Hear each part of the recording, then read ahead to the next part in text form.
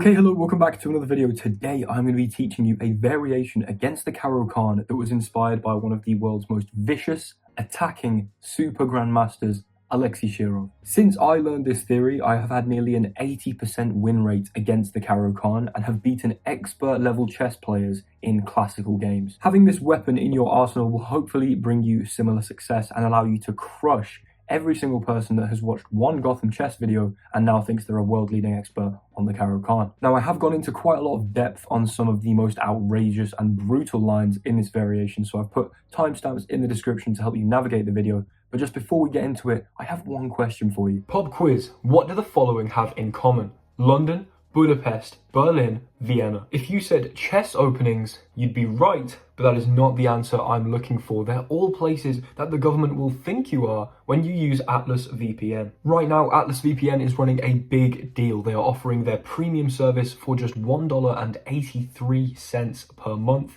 with 3 months extra and a 30-day money-back guarantee. This is a limited time offer, so make sure to click my link in the description below and check it out. With Atlas VPN, you can watch all your favorite shows. We've got Breaking Bad here. You can watch Lord of the Rings. You can watch anything. I'm not even going to talk about this one, what's going on there. Anything that's blocked in your country, Top Gear, you can use their service. Even if you're using it on your phone, as you see here, you can still use it on any other device when you have their premium service. It is not limited to just one device. If you want to be protected while you watch Will Taylor Chess on the big screen, be like this woman, use Atlas VPN. Once again, that is $1.83 per month, about £1.50 for my British audience. Click the link in the description. Let's get on with the video. Okay, so the variation is known as the SHIROV Variation, or sometimes known as the Van der Wiel attack. It of course starts when white plays the move e4, as any self-respecting player does, and we see black respond with c6, the CARO KANN. Now, the main line and the most popular line by far of the CARO KANN here, the one that all the masters play, etc., is d4, d5, e5, and I mean, a lot of you will probably be familiar with this position. It's a very, very common position. There have been literally hundreds of thousands of games in the Lichess database. However, the two main moves here are c5, a little less popular, and bishop f5, which is dominantly the most popular move. Luckily for us, bishop to f5 is the move that we do want to see, and then we want to go for knight to c3, and after e6, this is the SHIROV variation, playing g4 here. Going straight after this bishop, and I mean, I told you this was an attacking, vicious opening. g4 on move 5, and asking the question of this bishop, I mean, okay, this looks like a lovely structure to play with. Bishop's really good sitting here, but where does it want to go? We've gone straight for its neck. Maybe it wants to go back to g6, which I'll give you a spoiler now, it does want to go back to g6, but there are mistakes to be made already if your opponent tries to go for bishop to e4. Just to make it completely clear, this is the position I am referring to when I say the SHIROV variation, g4 attacking this bishop on move 5. However, before we look at what happens in this position, as I said, there is a very popular move after e5 here, which isn't bishop to f5. If I look in the Lichess database here, yeah, 150,000 people have gone for this, but 61,000, you know, nowhere near as much, but still a vast minority, if you will, have played this move c5. So before we get into this super exciting g4 SHIROV variation, we're going to have a quick look at what I recommend if your opponent plays c5 here. What you want to do is take that pawn, and generally speaking, they will then either play e6 or knight c6. Now, most people play knight to c6, and after knight to c6 here, we're going to go for a slightly less popular move, but one that's been played by the likes of Jan Nepomniachtchi, who is, you know, got a decent chance of being the future world champion, given that Magnus has stepped down. And that move isn't knight f3, it isn't f4, it isn't even bishop b5. These are the engine's top 3 moves here. It's playing a3. The point of going for a3 is fairly self-evident. It's to play b4 and reinforce this pawn here. You've got a really nice space advantage on the queen side, and if your opponent goes and takes this pawn, we can go for b4, and there are already ways to go wrong here. For instance, I had a look in the Lichess database, and there are many people that have played the move bishop to f5 here. It seems to make sense, and it also goes along with a lot of other CARO KANN ideas where the bishop wants to be on f5. This is actually a really bad move, because after you go knight to f3, this bishop is just poorly situated. The reason being that either black's going to go back and preserve their knight, in which case you can play bishop b5, and you know, they've kind of wasted some tempo here. You've got a really nice attacking position, quick castling, an open e-file to attack the king with, and life is good.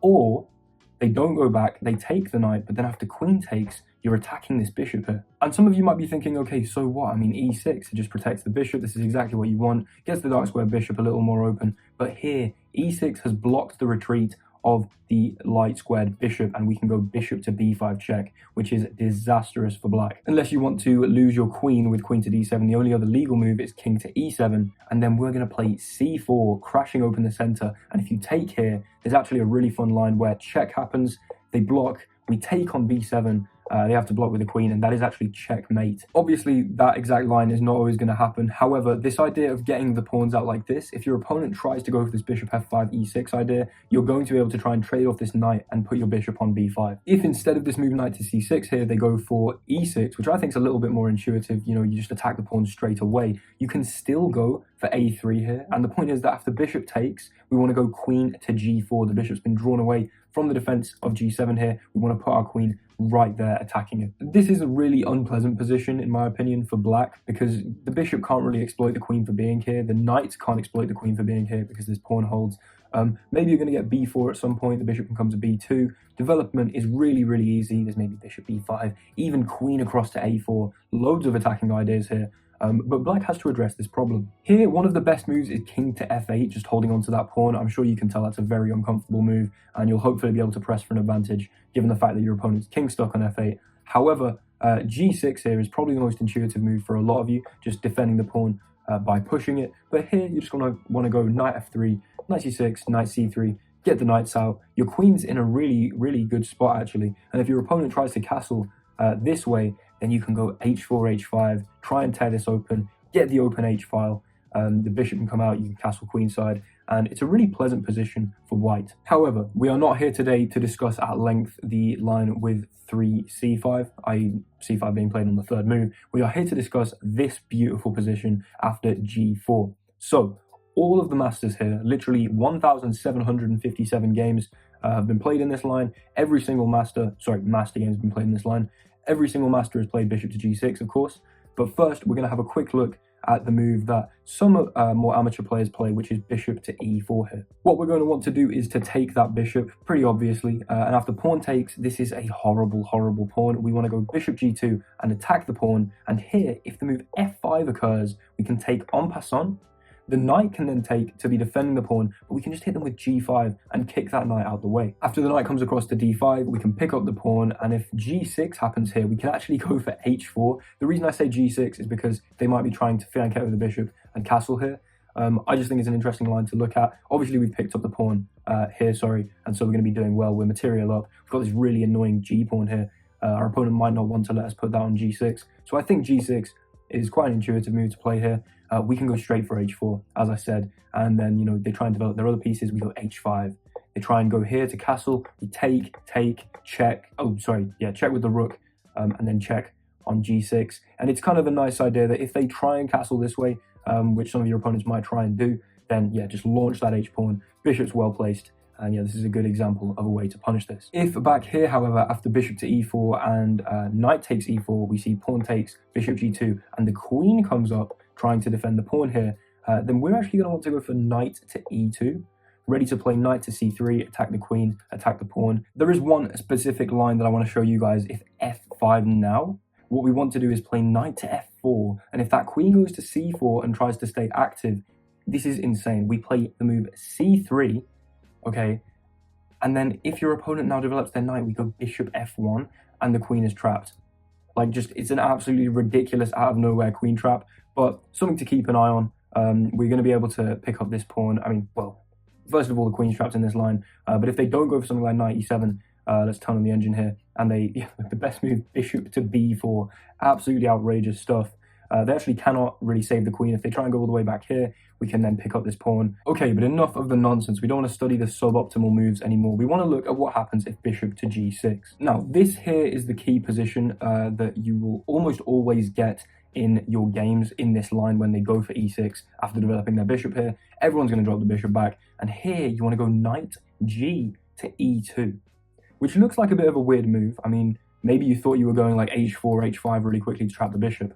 Hold on, you will be able to do that. However, knight g to e2 allows the knight to first of all support the pawn, but mostly it gives access to f4, which can be very useful. Now, a move that I personally have faced quite a lot in this position is the move h6 here, basically just preparing to get the bishop back to h7 so that it can't really be hit with h4, h5 ideas. Here, you're going to want to play h4 anyway, because of course you're going to want to play h4. We're going after the bishop. We've got huge expansion here. Maybe even there's the move g5 at some point. Say the bishop goes back here, playing g5, takes, pawn takes, open h-file. This expansion is really characteristic of this SHIROV variation. Now, the best move here is actually c5, and the best move, if we just take a step back here, was c5 in this position as well.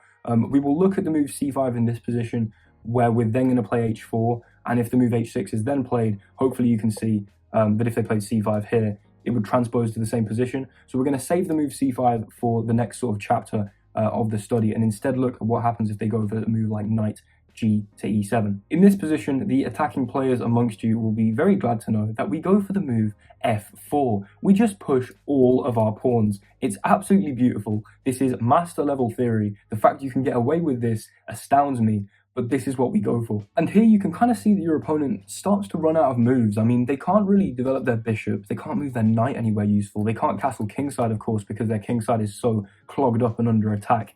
The queen doesn't really have anywhere useful to go, and knight to d7 doesn't really seem like it does a whole lot. So here probably your opponent goes, okay, right, let's play c5, let's put the knight on c6. c5 is going to be the move that they're taught to play in the CARO KANN anyway. They're going to want to try and open up this bishop, etc. However, after bishop to e3, black can continue with, well, first of all, we are priming the threat of just taking on c5.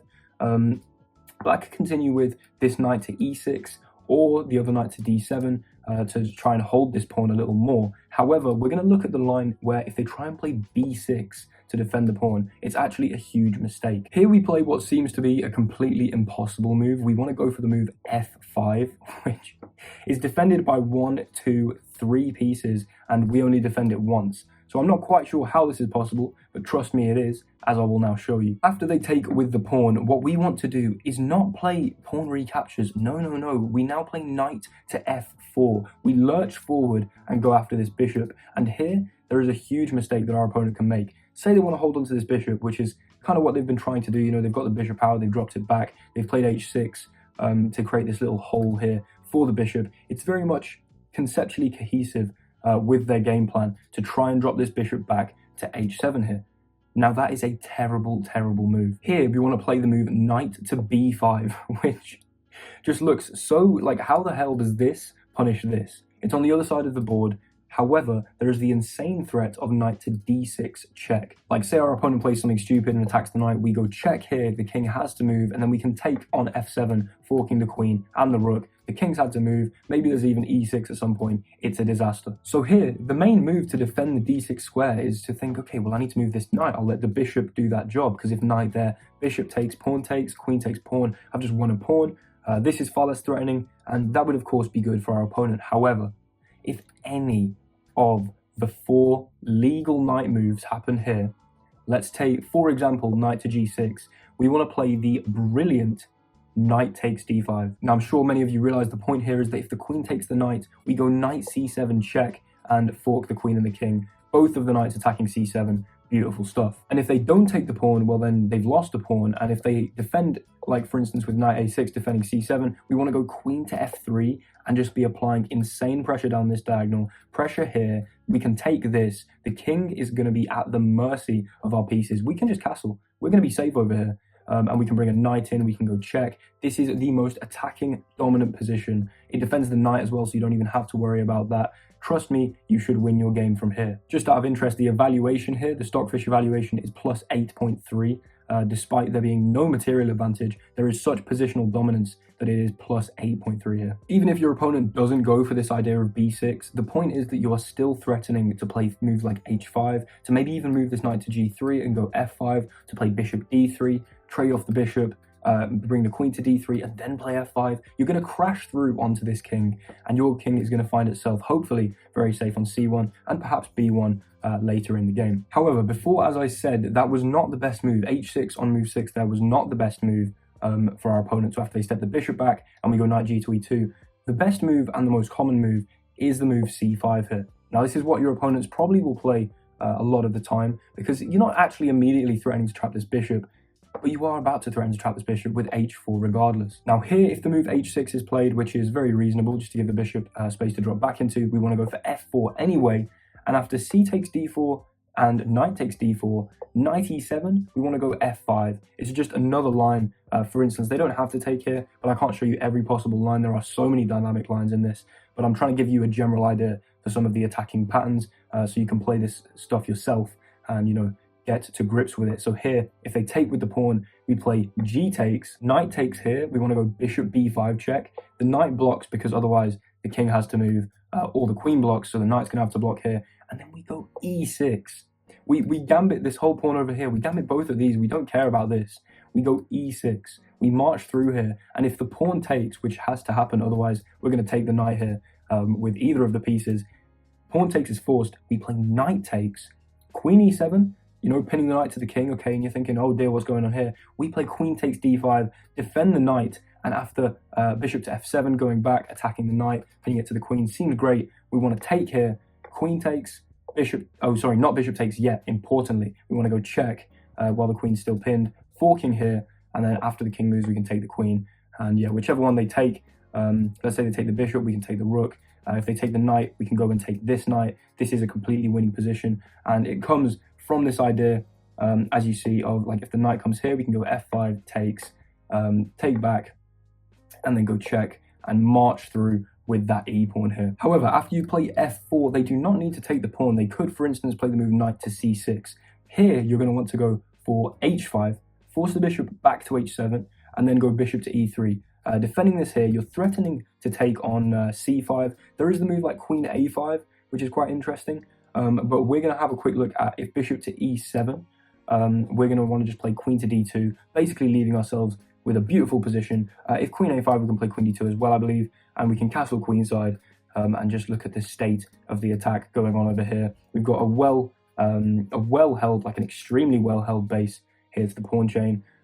We can plant this bishop on b5 at any point. It's just impossible to develop the king side here. The pieces have nowhere to go. Our pawns just dominating this. This bishop, it looks strong, but actually maybe the knight goes here. We go bishop d3, and we trade off that bishop. Very interesting position, and hopefully you'll be able to convert this to a win. However, the most critical move from this position is not actually to play h6 after we go back with the bishop. Knight bring comes in, c5, h4.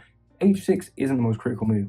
h5 is the most critical move here. If the move h5 occurs, we want to play knight to f4, and this is the interesting part about bringing the knight here. We can go knight to f4, such that if the bishop drops back, we can actually take this pawn here. Now, this is the best, I believe, the most objectively sound line for black. Even though we now get a knight on h5, it's kind of impossible to play the move g6 because of just like the weaknesses that leaves for this knight here, as well as the fact that, you know, we can take this pawn. This bishop here is arguably overworked. It's defending this pawn here. It's also defending the pawn on g7. This knight is beautiful, and I really like this position. I think I've had it like 4 times and I've won every game. If we see the move knight to c6 here, then we can take here, and of course if the bishop takes, there's a very interesting line where, in fact, we go bishop g5 first and hit the queen, and if queen here, threatening to take on here with check, we go, what do we go? We go bishop b5, we pin the knight, and then if they take here, we can go king to f1, just ignoring the fact that this was a problem ever. And here it's outrageous. If I turn on the engine, this is actually 0.0 evaluation. You guys won't be able to see that, but it's 0.0 because they should play the move king to f8, defending this pawn. And your king's super open. The f-file's super open though, so queen to f3, even ideas of rook h3 and rook f3 going after this king are interesting. This is just, I mean, play this at your own peril. You can look into it yourself and find something safer if you'd like, but I go for this line because say they try and kick your knight, you can actually go check here. Let me just turn off the engine again, and if the king comes across, you sack the knight, pawn takes, queen f3 check, the king moves, check here, check, king goes back, check, king goes across, rook h3. And the idea is that we tear this king open, ready to play rook f3. That's going to be a checkmating threat. Just a crazy, crazy line. I do not expect you guys to learn this one, but it's something to illustrate the kind of attacking idea you have. If after you take the pawn on h5, instead they play c takes d4, you can actually go knight b5 here. You don't want to take with the queen straight away because then knight c6 hits your queen. So then knight c6 now, we can then take, and if knight takes, pawn here. If the knight takes knight, we can play queen takes, and we're doing really well. This knight's really interesting. But if they take your pawn, we can actually go bishop b5 check, knight has to go back to d7, and then bishop g5. And just look at the minor pieces. Look how active these minor pieces are. You basically cannot ask for more active minor pieces. If the knight comes to e7, which it actually has to, because if bishop e7, we can go check here, king f8 forced, and then again sacrifice this, because then the other knight comes in, and we fork the king and the queen here, king d8, or king e8, sorry, and then we take the queen. So they have to instead play the knight blocking here. If they want to block this, then we can go queen e2, queen b6 for instance, and queenside castles, and we've got a lovely position. The idea is launch all your kingside pawns, and then, you know, lift the queen up, castle queenside, and just ask your opponent what they're doing and how they're moving any of their pieces when your pieces are so dominantly placed. The final sort of chapter of this study is going to be after bishop g6, knight g e2, c5, h4, and they take here straight away, which is something that I've seen quite often. We're going to want to take that with the knight, and after h5 here, because I mean they sort of need to go for the same idea, preventing h5 ourselves. h6 is another option, but we can't look at absolutely everything. So h5 here, we're going to go check, knight to d7, then we're going to play f4, and this is super interesting here. The point is that the best move, I believe, is actually bishop to e4, and after we take and take, we want to play the move f5, and this is a crazy line, because if pawn takes, we play e6, stepping through again, that same idea, deflecting the pawn and then stepping through with e6. Always think about that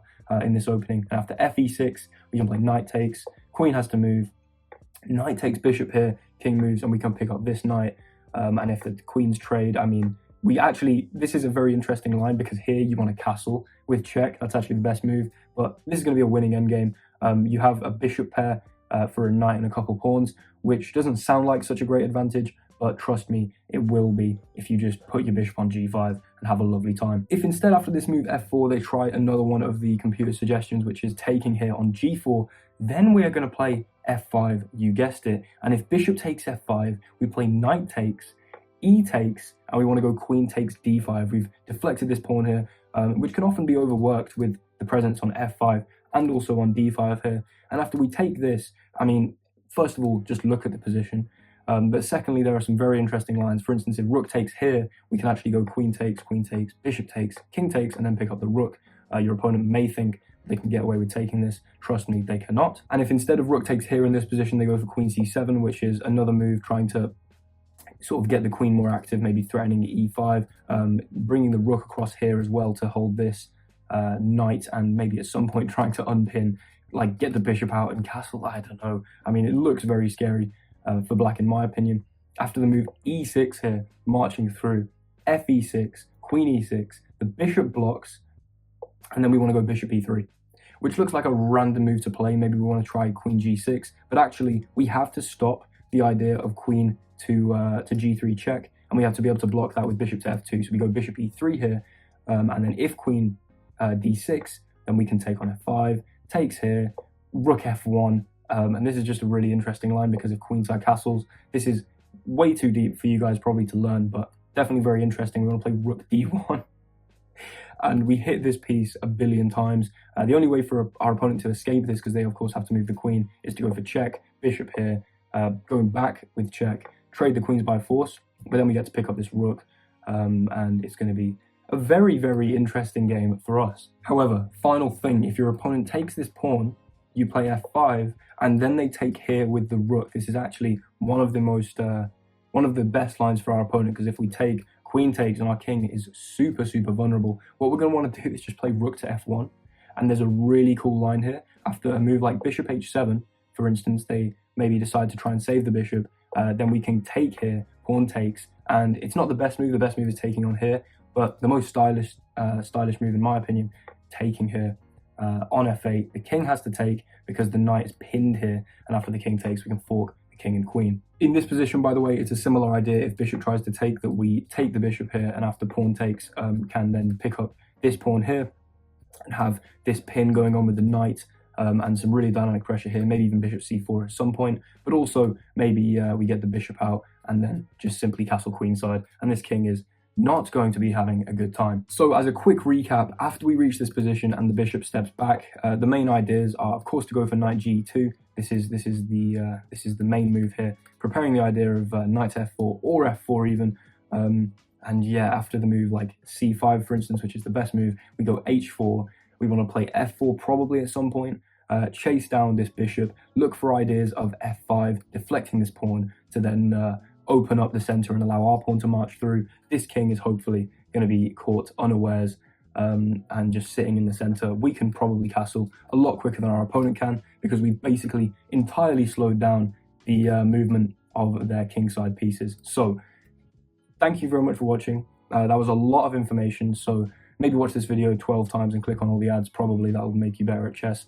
But in all seriousness, if you want the access to the Lee chess study that I've got here to study this, I'm aware this was probably quite hard to ingest directly from a video. Hopefully you got the sort of general idea and were inspired to play it by seeing some of the cool lines. But you're going to have to go away and actually play it, as well as if you want access to the Lee chess study, let me know in the comments, and I will probably post a link, or just DM me on Lee chess actually, and I'll just send you the link via there. So yeah, if you are going to study this properly and try and play it. But it's what I'm going to be playing against the CARO KANN for the foreseeable future. Very, very interesting opening. Alexei SHIROV, thanks very much, mate.